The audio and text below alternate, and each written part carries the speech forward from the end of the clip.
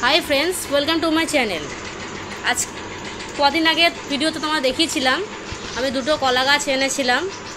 तो एकटाके आमी पटिंग करेছি।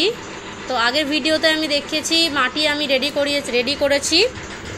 এই দেখো মাটি ঢেকে রেখেছি। এই গাছটা অনেক দিন ধরে পড়ে আছে, তাই এবার একে পটিং না করলে চলছে না, কারণ পুরো রুট বাউন্ড করেছে। একে পটিং এখন করতে হবে।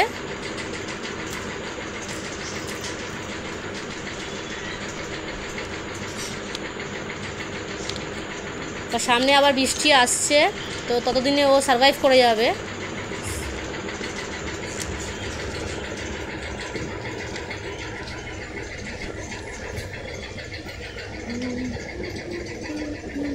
দেখো পুরো রুটে ভরে গেছে।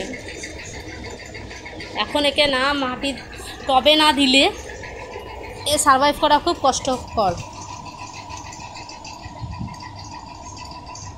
আর যেহেতু কলা গাছ একটু বড় জায়গা না দিলে হয় না, ছোটোখাটো টবে বসালে ওর হয় না, কিন্তু আমি অনেকে দেখেছি ছোটো ছোটো টবে বসিয়ে রাখে।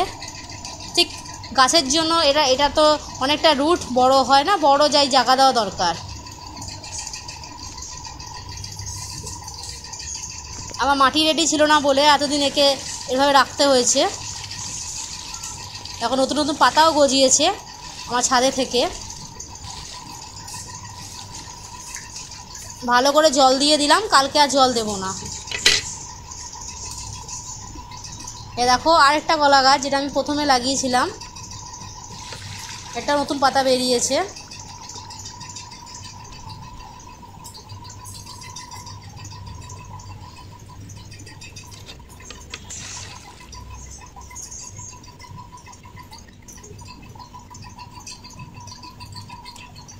তোমরা যখন জল দেবে তখন ভরে জল দেবে।